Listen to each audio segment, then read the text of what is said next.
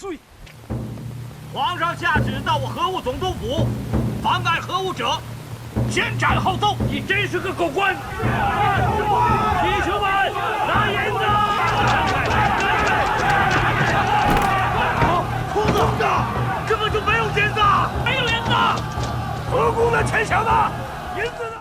美赞臣蓝针，中国宝宝实证乳铁蛋白，顶配保护。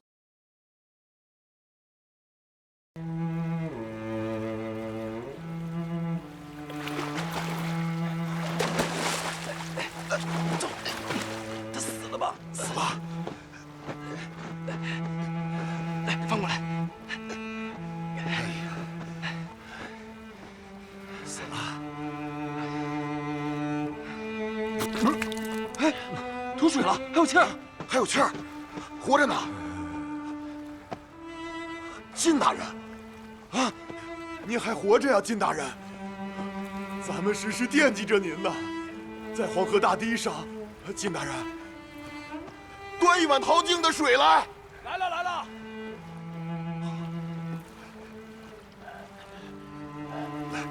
这谁呀？安徽巡抚靳夫靳大人。你怎么回事？活的就是他，你知道他害死多少人？大人，你看。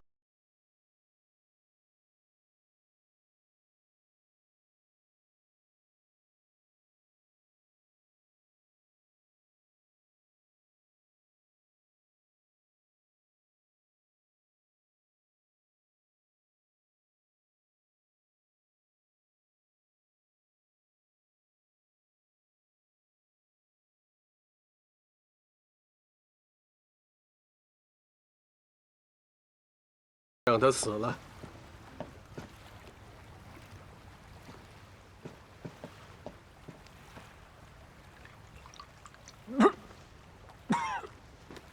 行了，命留下一大半。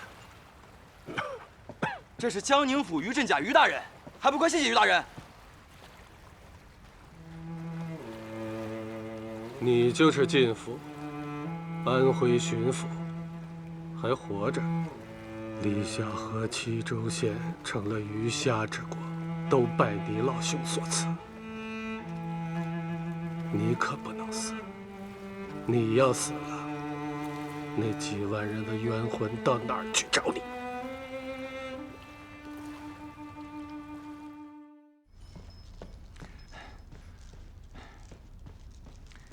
皇上，奴才刚收到一份奏报，江宁府于振甲上奏报。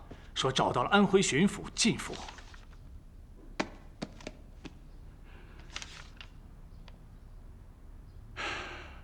天网恢恢，疏而不漏，元凶总算是找到了。找到靳府，离找到元凶就不远了。派个得力的人急行押解进京，这是最后一点线索了。这。奉天承运皇帝诏曰：着于振甲将安徽巡抚靳府递解进京，钦此。罪臣靳府领旨，吾皇圣明。臣于振甲接旨。大人，快请起。我是明相的师爷，明相吩咐我过来一路护送大人进京。切不能让大人受半点委屈。哦，不敢当，不敢当啊！咱一会儿出去啊，您先上囚车，做样子。等一出了江宁府，我就把您这刑具给去了，定让您平平安安、舒舒服服的进京。请。是明珠吩咐你这么干的，公然庇护罪臣，不怕我动本参他？哎呦，囚车刑具是王法，你说做样子。王法是给你做样子的吗？不是，刚才那圣旨您没听明白？这第一没说是罪人，第二没说是押解。他黄河溃决那是河道上的事儿，您拿着安徽巡抚打板子，那不像话呀！您还想动本参明相？请，你不参我就瞧不起你。你要敢这么干，我把他的刑具加在你身上。我是死过一回的人了，那些囚车刑拘又算得了什么？比起那些在水中连尸体都找不着的人，我已经算是烧高香了。就按县尊的意思办吧。知道就好。娘，今天赵高真不错，又下了个蛋，秦桧也下了一个，还有2个，应该是蔡京和高俅的。明天你去京师，带着路上吃。娘，我是地界官员进京，吃住都在驿馆，我用不着自己带鸡蛋。您留着吃吧。你说把鸡蛋留给我吃，旁人听了，觉得你纯孝。其实你无非是害怕自己带鸡蛋，被随从的官员看了笑话，丢了你关老爷的面子。你这叫大奸若忠，是不是？不是，自然不是。万事不齐心，你刚才有没有齐心？真让我失望。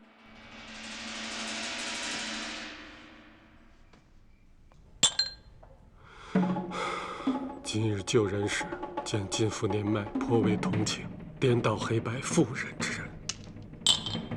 今日听圣旨，命我地界进府入京，心中竟有窃喜，觉得自己的名字简在地心，竟动了无耻的升迁之念。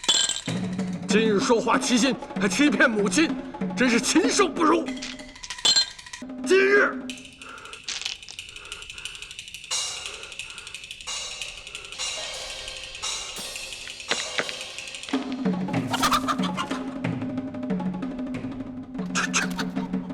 滚远点！我要是做不了圣人，都怪你。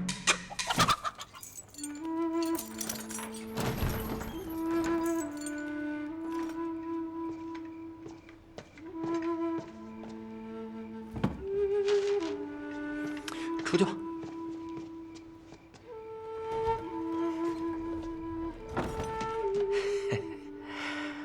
哎呀，金大人，您有差事了。我有什么差事？哎呀，您呢，先把这些酒菜吃了，然后把这黄河溃决的事儿从头到尾一五一十的写下来。我们家主子决定保您一保。您写了，他亲送御前，皇上还能知道您的委屈不是？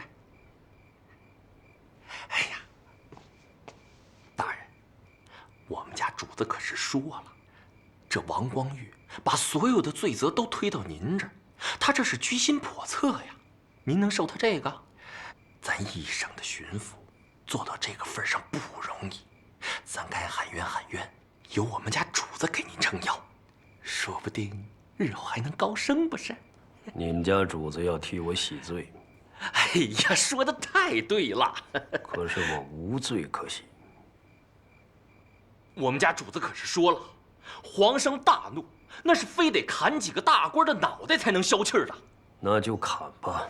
哎呀，你要不写，那你说你想写给谁吧？你写好了，我给你送过去。别啰嗦了。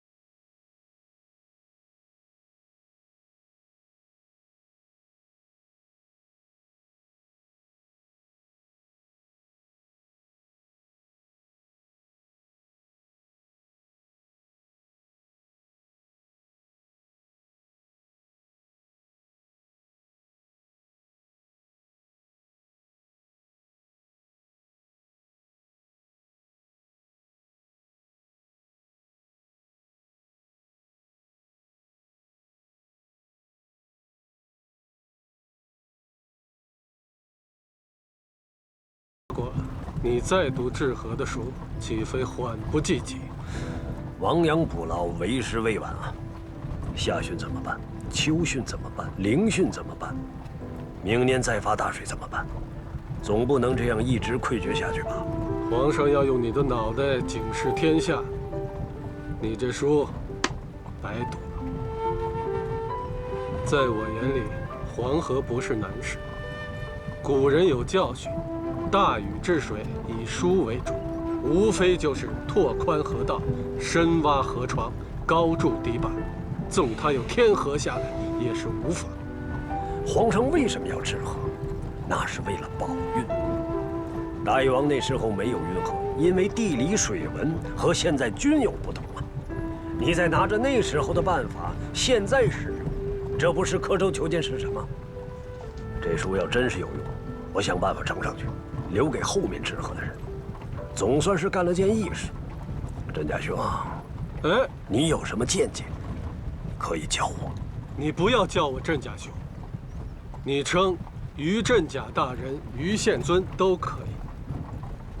今天有这个机会，我要告诉你，我自幼读圣人书，我信圣人的话。我做官，就是为了解天下民生之道玄，救天下人于水火。如若不成，唯有死耳。可笑吧？就是这么幼稚。佩服！我要是能够活着，真希望看到皇上能重用你，成就大业，好让我们这些老朽，让我们升起惭愧之心。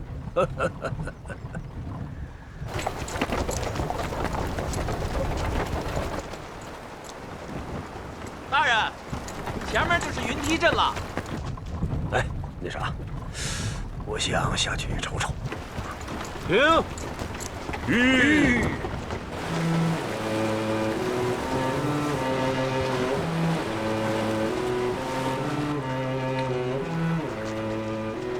哎呀，甄家，你看那边。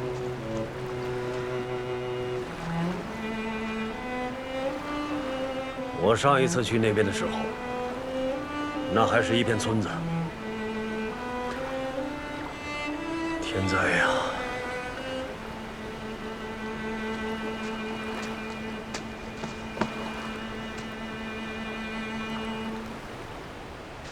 皇上，皇上！哎，大人，干嘛呢？哎，大人，估计又是个想不开的，咱这一路上见的还少呢。赶紧不能见死不救，我下水救他。哎，于大人，于大人，哎，你怎么能让于大人？快你去，快点！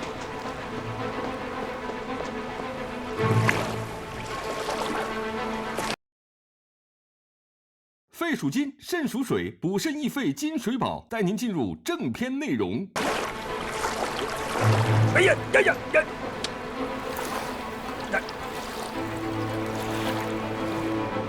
完了，沉下去了！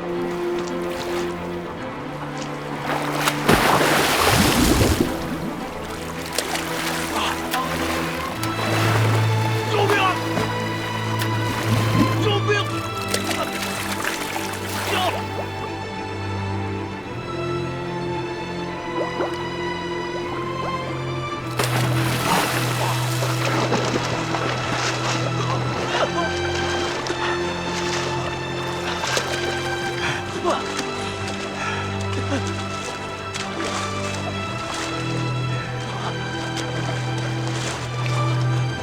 赶紧的，看看行不行？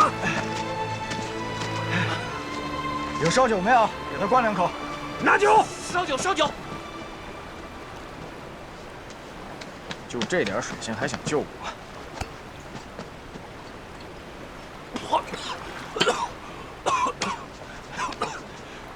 狗日的，死都不捡地方！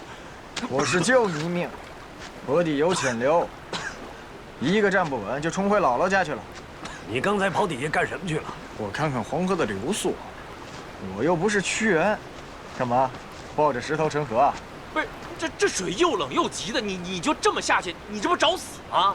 我是河伯投胎，水跟我亲都来不及，淹死我！笑话。哎，疯子，肯定是个疯子。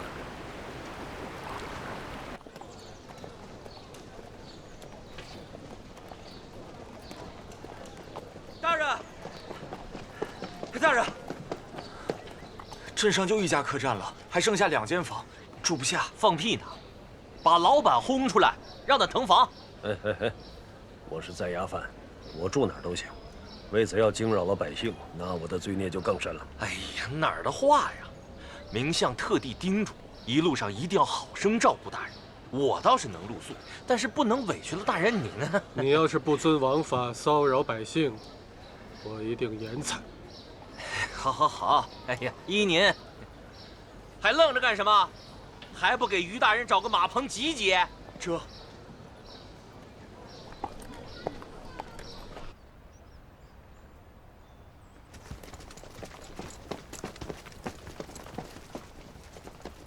大人，请。哎呦，几位爷，里边请，请，请。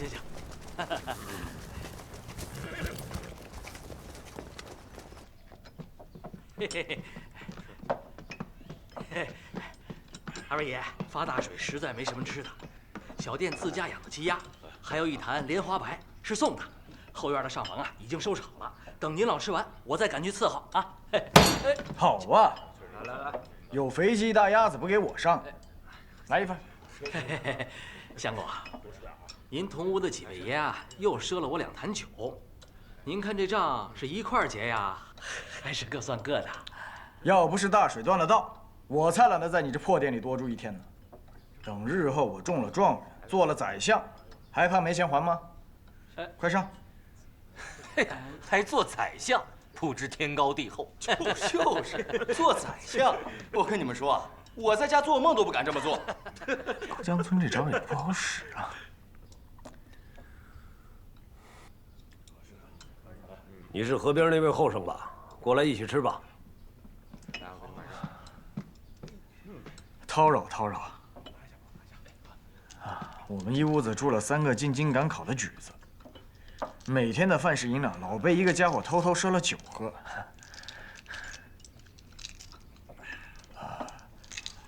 请问台夫，人在客途都是行人，名字不重要。好，单凭这一句，足配得上我们喝顿酒。慢用啊！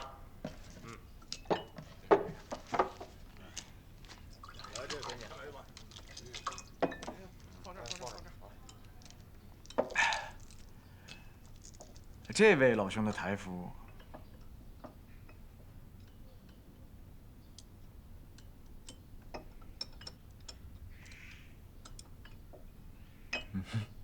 你这鸡蛋是什么宝贝？一顿就吃1口？这是我自家鸡下的蛋，吃着干净。那这大米也是你们家地里种的吗？这房子也不是你们家自己盖的呀？你有完没完？过来蹭白食，话这么多。好，你是官吗？大老爷了不起。哼。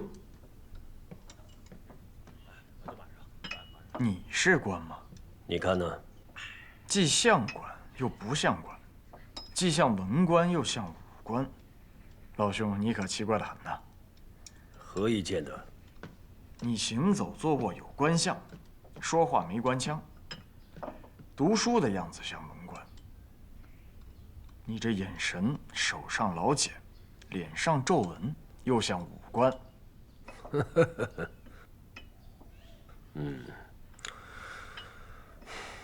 我是个钦犯，你知道的越少越好。喝酒。哦，你犯的什么罪？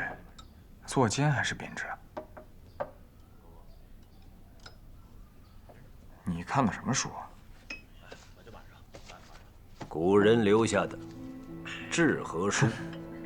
古人之谓黄河也，今吾之谓忧患河也。黄河发自青海贵德，流经陕甘，席卷黄土，激流而下，一斗之中，沙居6、7。入开封后，地势平缓，水流缓慢，沙淤河深。肆虐李下河，豫东鲁南皖西，浮丘两汛，每多溃决，呜呼！黄河其为五祖发源之地，又为今人忧患之处耳。你读过此书？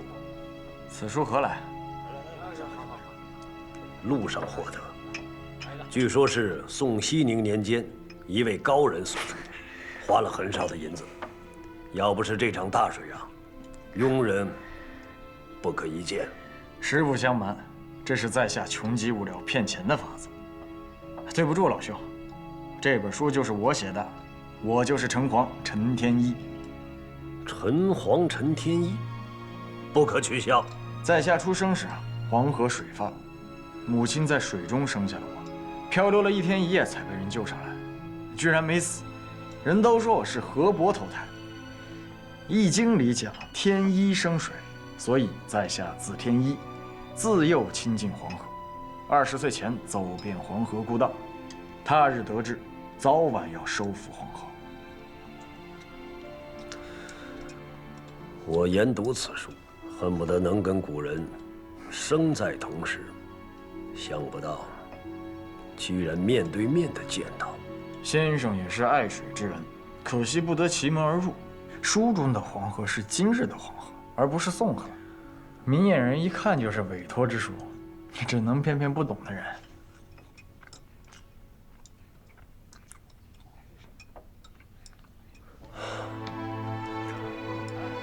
难得遇见先生，请稍在下一拜。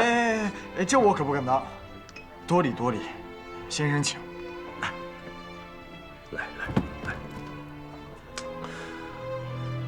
术业有专攻啊，单是这一本书已经让我佩服得五体投地了。皇上现在日夜为黄河的事情忧心忡忡啊。先生大才，如果将来能够辅佐河都，为天下百姓治理黄河，那将是千世万世的功德了。我要治河，就要做大禹、李冰这类的人物，以倾国之才为我所用，万人之手为我所趋。呼吸之际，天地变色；顿足之时，黄河改道。做个寄人篱下的帮闲，我没兴趣。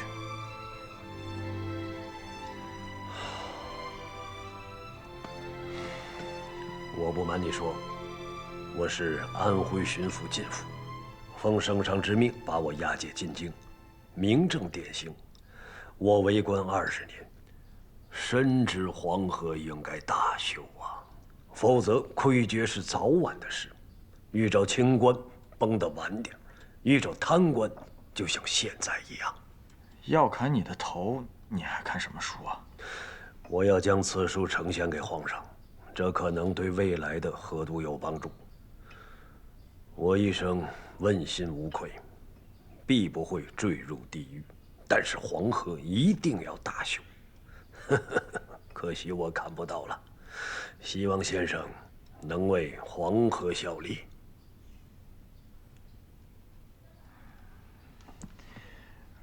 这本书先生尽可回去，这是在下20岁之前的见解，如今是狗屁不通，如同狗屁。告辞。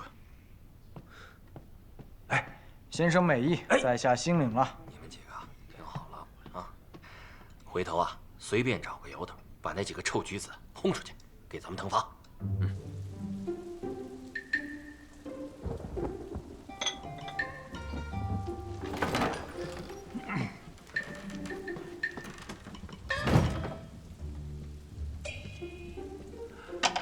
高兄啊，回来的正好，你帮我破个题。什么题？你说说看。题目是“井上有理”。嗨，这要何难？井上有理，无非就是井上有棵李子树嘛。破题就要从这李子树上破。李子树上有什么？自然是有李子了。高明啊！高明啊！我还什么都没说呢，你就开始拍马屁。听着，井上有理，这么破：似桃而非桃，它身上少了那么一层毛；似杏而非杏，他身上多了那么一道缝。呀！一个没看着，你就把我酒拿走了，哼！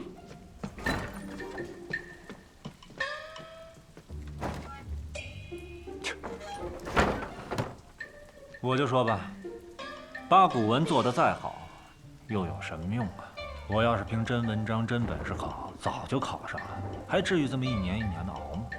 无奈，明珠、索额图这些当道大佬们，一个个全是棺材里边伸手，死要钱。咱们带的这点饭食银子，只怕还不够给人家塞牙缝。嗨，生意来了。有个高士奇，高先生在这儿吗？老丈请进。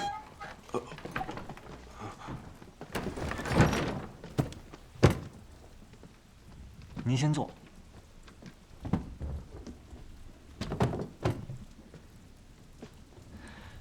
小可便是高士奇，老丈是要细批流年算吉凶吗？小可乃南华真人亲传弟子，铁口神算，不中退钱。老丈还是家中有病人，小可祖传如医，行医天下，悬壶济世，手到病除。那，这位也是小可的朋友徐乾学，乃是前明徐老相国的后人，这学问嘛，自然也就大了。哎呀，你说你的，提我干嘛？我是要测梦。测梦，那太好了。小可得南花老仙真传，周公解梦更是擅长。老丈赶紧把梦说一说，待我解上一解。我梦到一把骰子撒在一张牛皮鼓上面。此梦甚好。老丈莫非是纳了一个妾？而且这个妾年轻貌美。哎呀，老丈真乃有福之人呐！先生真是神人呐！请为我测一测吉凶。测吉凶，收银1两。哎，行了，来，我帮你。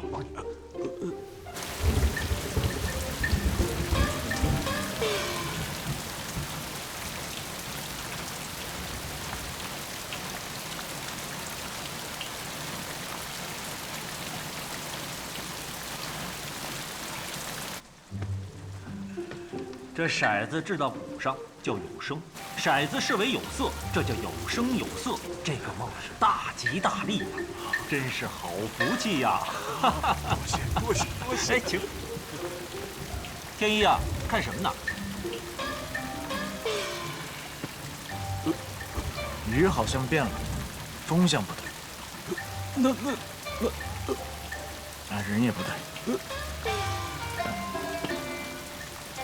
哎，老丈，您莫惊，这位啊也是我的朋友，姓陈名黄，字天一，自称是河伯投胎。哎，老丈您慢点啊，记得吃补药。风向已变，不出5日便可进京了。我今天在黄河边，水速比昨天慢了1倍还多。这场水该过去了，再不走，玉皇大帝、观音菩萨也该收了他。我看你是魔怔，比我还会算。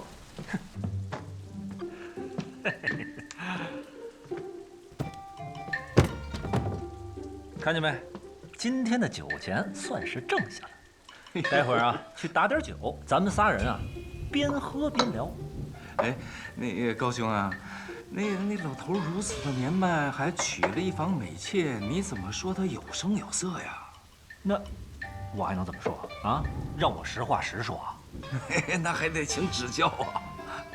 指教什么呀？你看他那个样儿，这叫一把老骨头，全都葬送在这张皮上。哎呀，高兄你啊，实在是有失厚道。古人这学问呐，真是学究天人。哎呀，多亏了你聪慧呀！这要是我，这玉鲁质朴的，实在是这个古人的学问，博大精深，学不了。行了，别拍了，你拍古人马屁，古人也听不见。咱们哥仨喝酒才是正经，走吧。走。要不是因为大雨阻了道，就你这小破客栈，跳蚤窝一样的地方，高爷我还看不上呢。高爷瞧不上小店啊，现在就走。嘿，欠那么多饭食银子，全当小店认赔本了。怎么说话呢？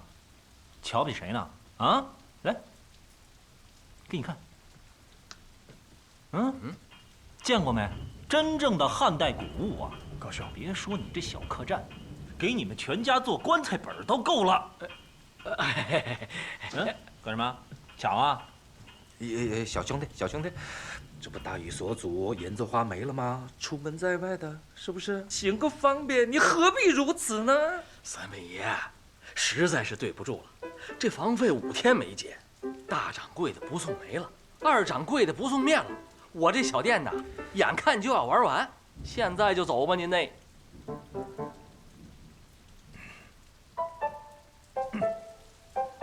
你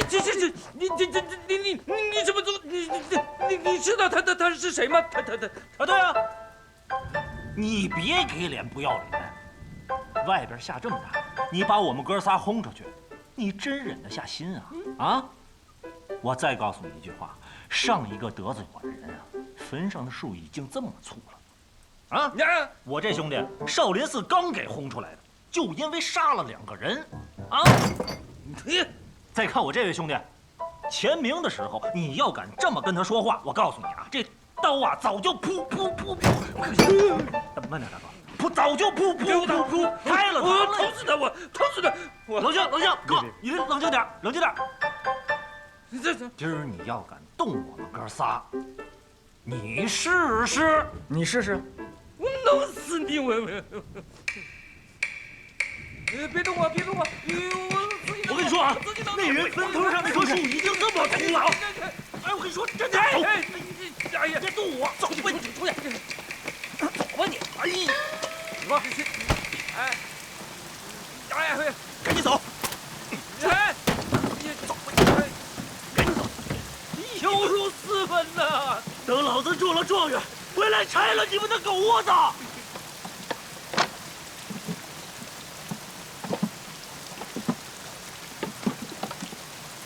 三弟，来，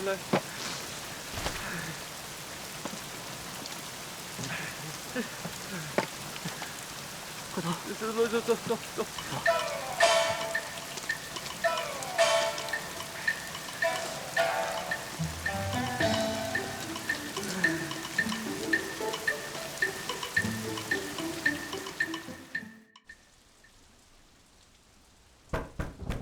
请进。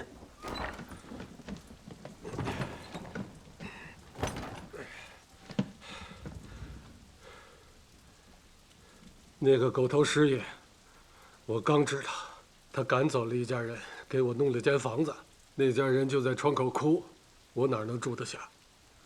那就搬进来吧，咱挤挤。这大下雨天的，有间屋子已经不错了。你睡床上，我睡地下。还是你睡床上吧。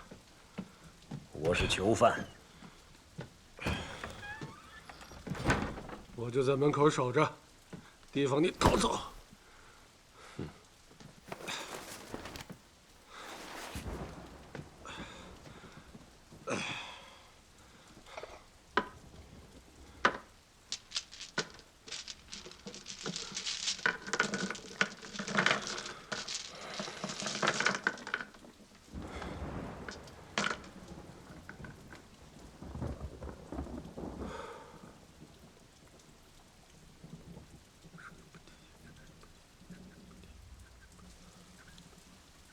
你这干嘛呢？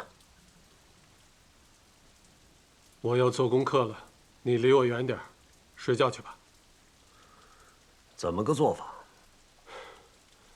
曾子曰：“吾日三省吾身。”我每天都要回想白天的事情，想到善就放一颗白石子，想到恶就放一颗黑石子。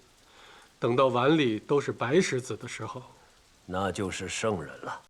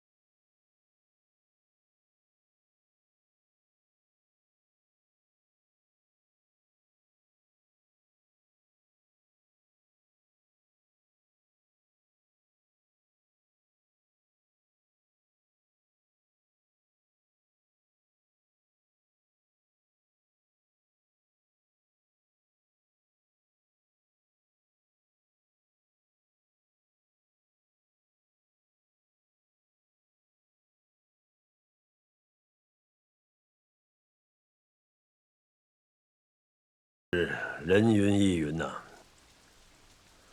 如果我是大尧帝，我就把许攸的脑袋砍下来，绑在车上。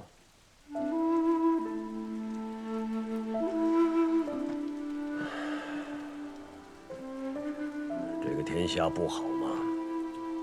阳光普照，土地生出五谷，滋养着我们。学会了礼仪，却躲在深山里，与鸟兽为伍。本身是个治世大才，却为了追求自己的名声不出来做事，这是什么高阶之士？这简直就是一个蠢才。古人说“大人不仁”呐，这句话的道理很深啊。不是你摆弄几颗棋子就能弄清楚的。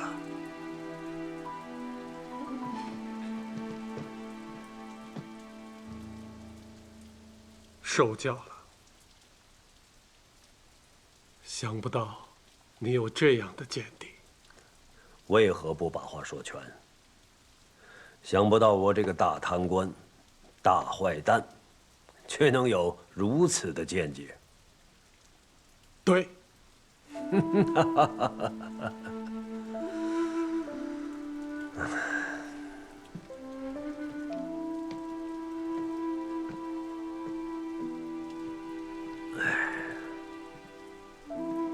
你做事从来都不考虑善恶。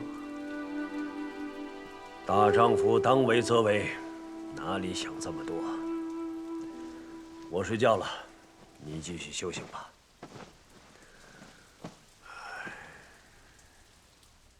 晓风残月半愁眠，无聊至极。放狗屁！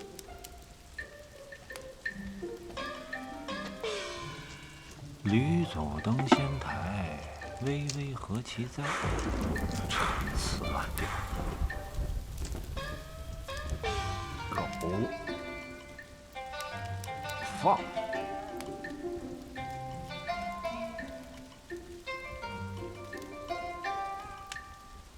屁！吕祖携芦笙，空中对我语，还对你语，一笔臭字儿，俗不可耐。放屁！狗！